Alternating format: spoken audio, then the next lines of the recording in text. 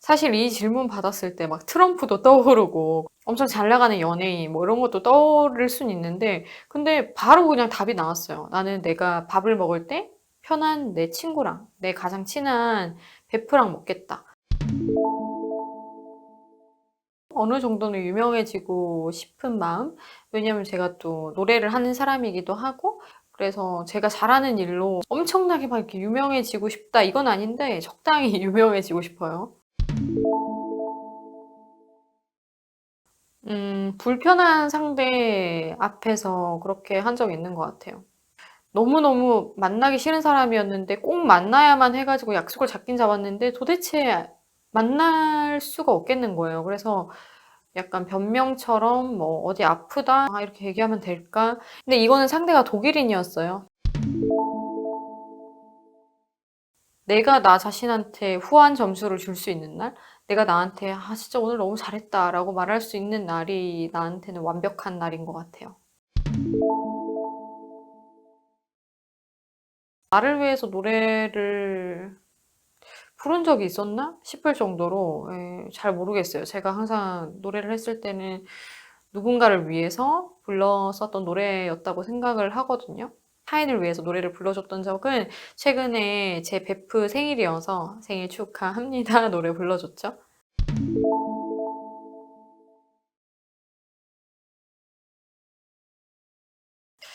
이거는 좀 당연하지 않을까요? 저는 30살의 몸으로 살래요. 가장 파릇파릇하고 좋을 때가 가장 좋을 때다. 예 말마따나 그렇게 생각을 하고 있었기 때문에 그래서 30 대의 몸으로 살면서 30 대의 정신은 제가 알아서 잘 챙기겠습니다. 근데 어렸을 때부터 항상 마음으로 기원을 했던 건데 '나는 그냥 자면서 편안하게 죽고 싶다.' 이런 생각을 항상 하고 기원을 했기 때문에 제 바람이 이뤄진다면 저는 자면서 편안하게 그냥 갈 것 같아요. 노래를 시작한 것이라고 해야 되겠죠.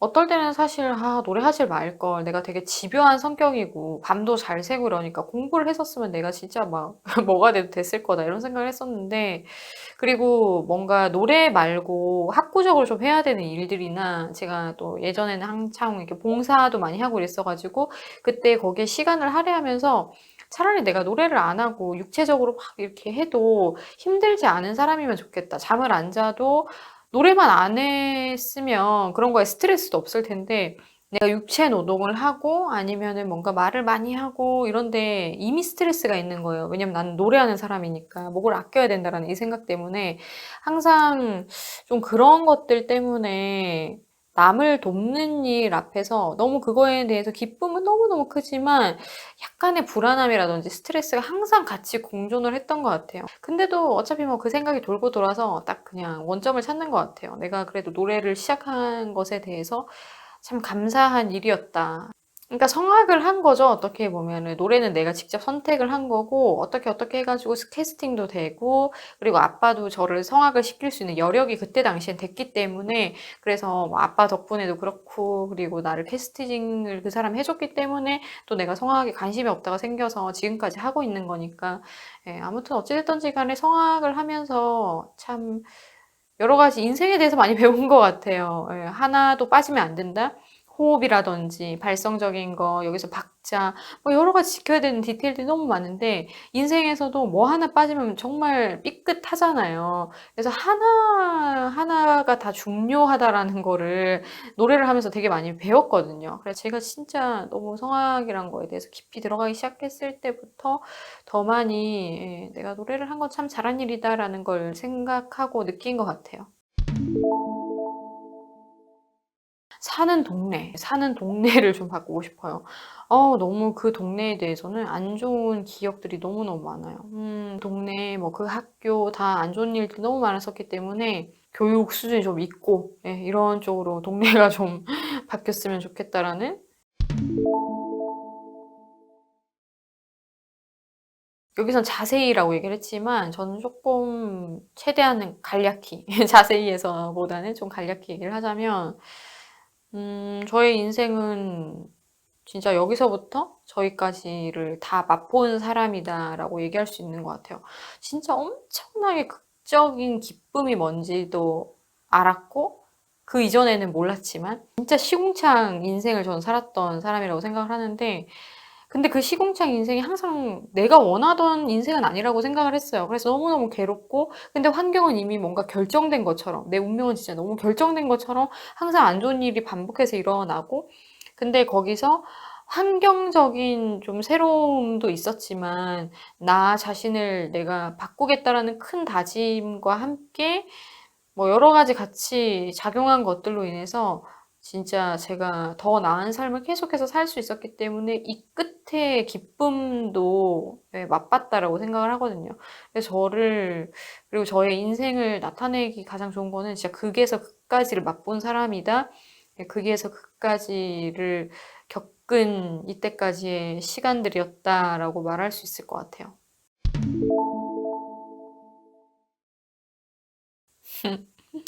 저는 원래 초능력 이런 거는 관심이 없어요. 그래서 막 초능력 얘기 친구들끼리도 막 이렇게 하잖아요. 그럼 '아 어차피 안 일어날 일인데 그걸 얘기를 왜 해?' 이럴 정도로 전혀 판타지도 안 볼 정도였는데, 근데 최근에 되게 많이 바뀌었어요. 판타지도 나름의 해석을 가지고 보면 재밌더라고요. 그래서 판타지도 뭐 아직까지도 즐기진 않지만 가끔씩은 이제 좀 접하기 시작했고, 또 그런 것들이 조금 이제 마음에 용납이 되면서 나름 생각을 해본 건데, 어느 나라에서 어느 나라로 막 갈 수 있고 내가 원하는 장소로 금방금방 이렇게 떠날 수 있는 그런 능력?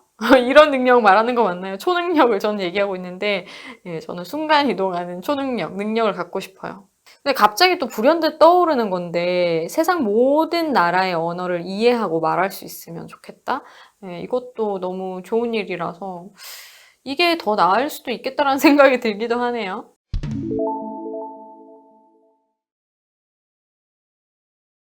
아, 무엇을 물을까? 아, 너무 무섭네요, 이거 뭔가. 아, 진짜 선택 잘해야 될 것 같다라는 생각이 드는데,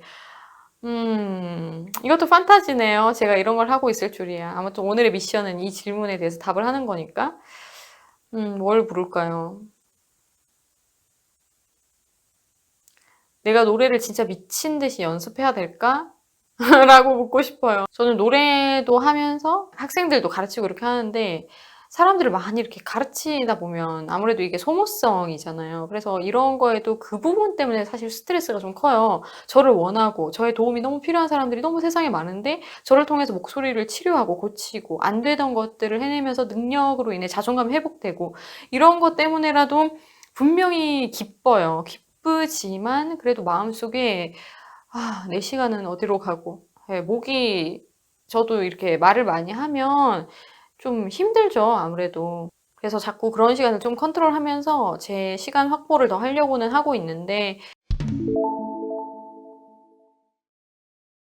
이것도 약간 비슷한 것 같아요. 오랫동안 하고 싶었던 일이 있나요?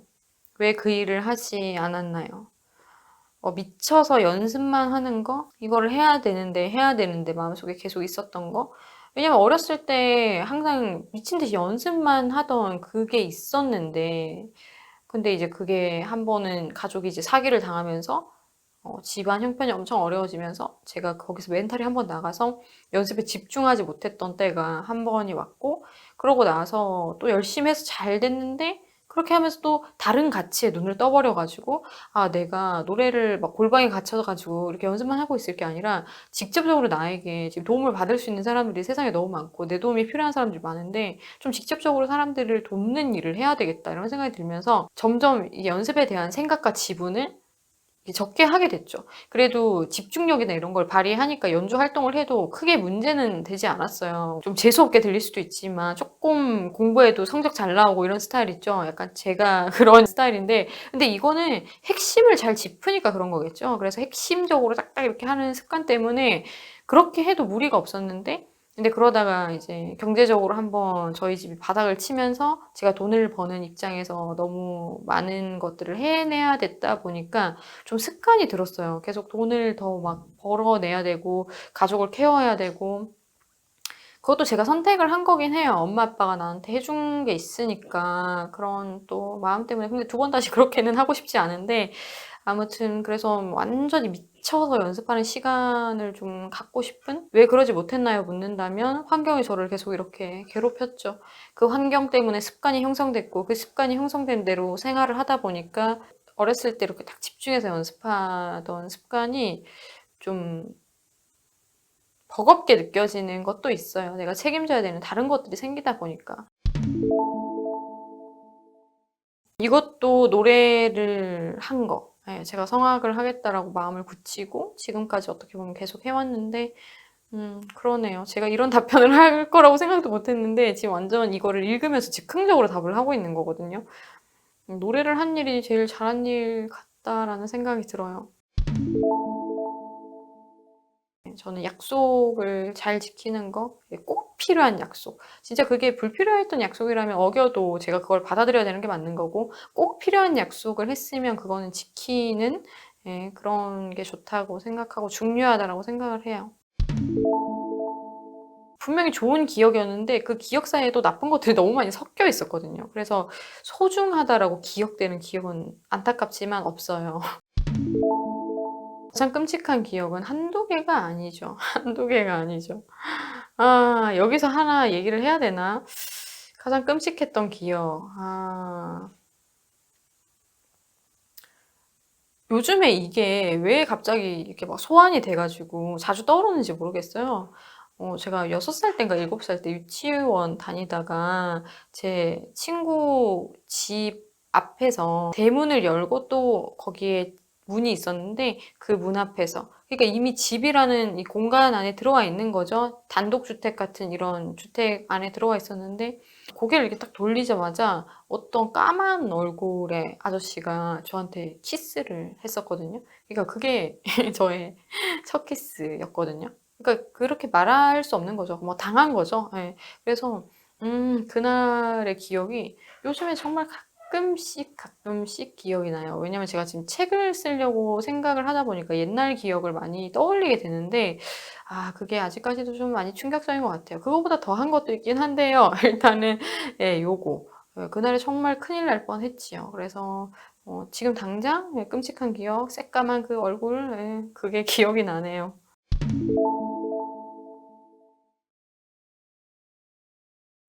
이거 현타 오는데요. 이 질문 받으니까. 1년 뒤에 갑자기 죽을 것이라는 사실을 안다면 저는 미친 듯이 노래를 해서 앨범을 남기고 죽을래요. 1년 동안 미친 듯이 연습해서 앨범을 남기고 남길 수 있는 한 최대한 많이, 그리고 책도 남기고 제 인생 일대기를 쫙 다 쓰고 죽어버릴 거예요. 가장 편안한 사람? 가장 편안한 상대? 저는 항상 사랑이라는 거를 되게 중요하게 생각했고 사랑의 가치가 되게 크다고 생각했어요. 비단 그게 남녀 사이뿐만 아니라 이 사랑이라는 이 본질이 갖고 있는 힘이 진짜 크다라고 생각을 했기 때문에 항상 사랑을 엄청 크게 생각했는데 나이가 쪼끔씩 이렇게 들면서 약간 그게 무뎌지는 건지 퇴색되는 건지를 모르겠지만, 아니면 제가 지금 너무 현실적으로 여러 가지에 좀 부담감이 좀 있어서 그런지도 모르겠어요. 그 사랑이란 것도 현실이랑 같이 이렇게 맞춰서 자꾸 보게 되더라고요.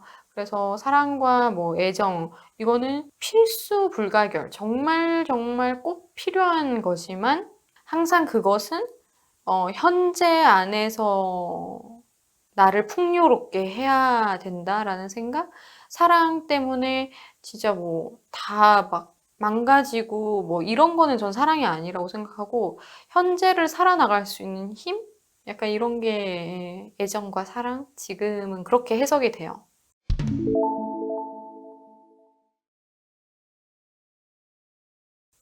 지금은 뭐 나쁘지 않은 정도? 이렇게 매기면 좀 뭐하지만 정확하게 뭔가 인지를 시키기 위해서는 수치화가 제일 좋다고 생각을 해서 저희 가정을 100점 만점의 가정에서 보면은 40점?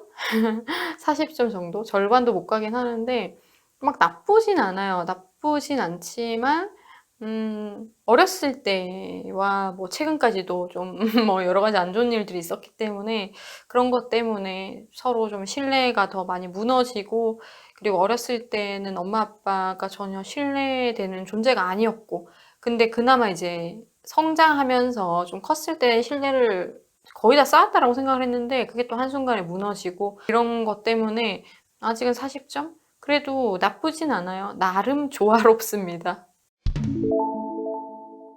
거의 친구죠. 사실 저는 중학교 때까지만 해도 엄마랑 거의 안 친하고 엄마를 너무 싫어했고, 그리고 고등학교 올라갔을 때까지도 막 엄마랑 그렇게 썩 가까운 사이는 아니었던 것 같아요. 누가 보면 잘 지내는 사이긴 한데, 근데 저는 엄마를 그렇게 편하게 생각해 본 적이 잘 없어가지고, 근데 되려 제가 좀 많이 성장을 하고, 그리고 솔직하게 얘기하면은 거의 제가 독일에 갔을 때, 예, 그때부터 오히려 엄마가 더 제 친구 같고 진짜 내 편같이 느껴지고, 예, 그랬던 것 같아요. 근데 20살 이후부터는 엄마랑 좀 속 깊어져서 지금은 뭐 거의 친구처럼 뭐 할 말 안 할 말 뭐 아예 가리지 않고 다 그냥 공유하고 얘기하고, 엄마가 저한테 의지도 많이 하고 속 얘기도 많이 하시고 그래요.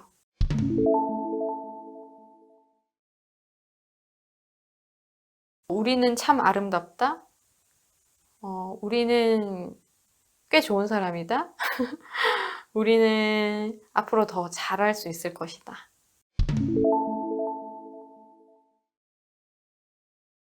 나는 사랑을 함께 나눌 누군가가 있었으면 좋겠다.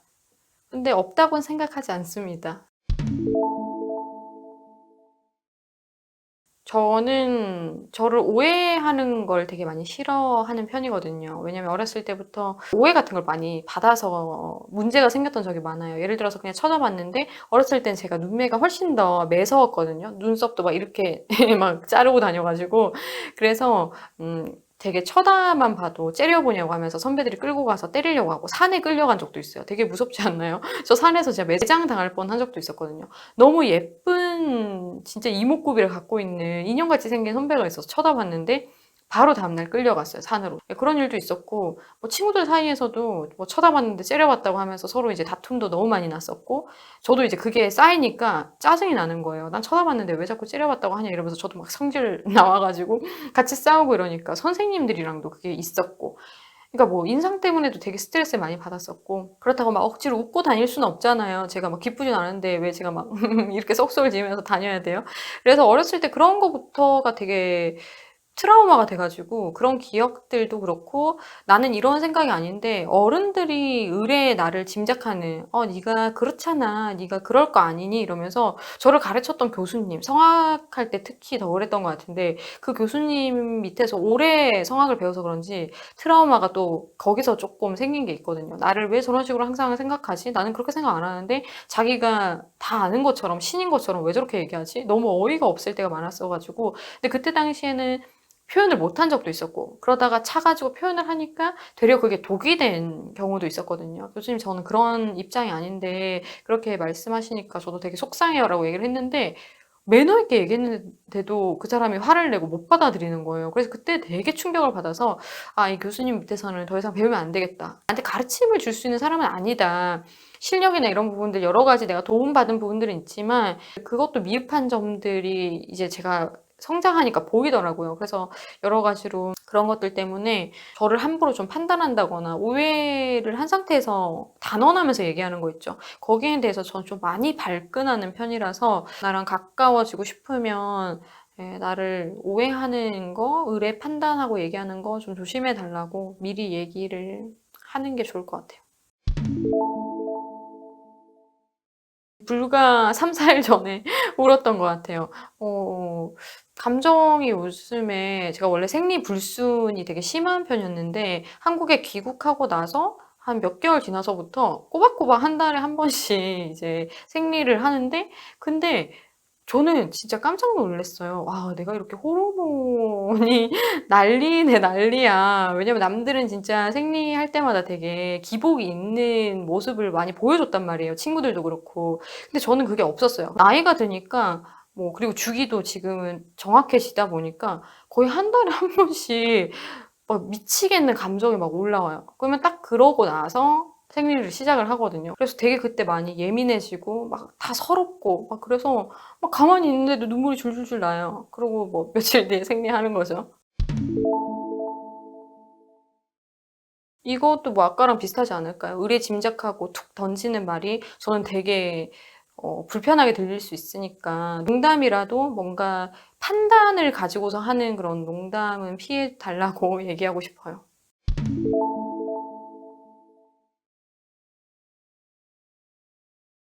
누군가에게 이 말을 못해서 후회된다. 이건 없어요. 저는 할 말 다 했거든요. 가족들한테도 다 하고 제 주위 사람들한테도 다 했기 때문에 더 이상 할 말을 못한 거, 후회될 거 이런 건 없고 그냥 책을 못 남기고 죽었다면 너무 억울할 것 같아요. 마지막 두 가지의 질문이 남았는데요. 아빠? 엄마일 수도 있겠다라고 생각했는데 아빠랑 애증의 관계예요. 너무너무 서로 사랑하지만 너무 서로에게 상처를 많이 줬다라고 생각을 해서 뭔가 아빠가 돌아가시면 마음이 더 많이 복잡할 것 같아요. 근데 저는 어렸을 때부터 부모님의 죽음을 생각을 했어요. 신기하게 저는 아기 때부터 이미 죽음에 대해서 생각을 해봤어 가지고 그래서 그때 좀 많이 울었어요. 이미 벌써. 그래서 엄마 아빠가 돌아가시고 내가 사랑하는 가족들을 보내야 될 때도 좀 담담하려고 미리 좀 준비를 했다고 해야 될까요? 덜 성숙해도 되는데 좀 이런 부분에 있어서는 쓸데없이 많이 성숙해 가지고 담담하게 받아들이려고 예 미리 준비를 했지요. 꼭 조언을 구하는 스타일은 아니에요. 근데 정말 좋은 사람, 정말 나보다 이 부분에 있어서 뛰어난 사람들에게 자문을 구하는 건 중요하다고 생각을 하기 때문에 그런 때는 또 자문을 구해봤던 적도 있었죠. 무슨 일만 생기면 쪼르르 달려가서 막 얘기하고 "저 어떡하죠? 이러면 되나요?" 이렇게 하는 사람들이 있는가 하면 저는 일단 문제가 생기면은 혼자 끙끙 앓는다라는 것보다는 제가 일단 먼저 생각을 하고 왜 그랬는지 정리를 다 해요. 근데 희한하게 꼼꼼하게 제 성격대로 완전히 디테일하게 그거를 따지고서 다 보니까 답이 다 나오는 거예요. 일부분, 저 부분이 저 사람이 뛰어나기 때문에 저 사람한테 가서 부분적인 걸 물어본다든지 이런 건 있지만 근데 결국 모든 나에 대한 문제는 내가 가장 잘 알잖아요. 그러니까 그걸 굳이 남한테 찾아내봐. "이 뭐라고 생각하니?"라고 하는 거는 쪼끔 네 저는 제 스스로는 용납이 안 돼서 그냥 제가 스스로 납득하고 저 스스로 인정하는 것부터가 가장 중요한 스텝 1 이라고 생각하기 때문에 그걸 건너뛰고 남한테 가서 막 이렇게 하고 싶진 않아요. 그래서 나름 '이게 또 너무 폐쇄적인 성향인가.' 생각이 들기도 해요 어떨 때 보면은. 그래서 제가 쪼끔 더 마음에 여유가 생기고 준비가 되면은 제가 좀 더 많이 좋아하는 쪽으로 좀 더 많이 시간을 쓰면서 좀 더 많은 행복을 누리려고 항상 그 기준을 잘 잡고 가려고 신경을 쓰고 있습니다. 오늘은 또 이런 얘기를 한번 해 봤네요. 참 신선한 질문들이어서 저도 재밌었어요 답변하면서. 이렇게 하면서 저에 대한 얘기도 많이 나누고 여러분들이 또 저에 대해서 알기도 하고 여러분들도 이 질문에 해당되는 것들을 스스로 답해 보면서 되게 '나는 이런 사람이구나.' 또 의아하지만 신선하게 깨달아지는 모습이 있기를 바라면서 다음 영상에서 또 인사드릴게요.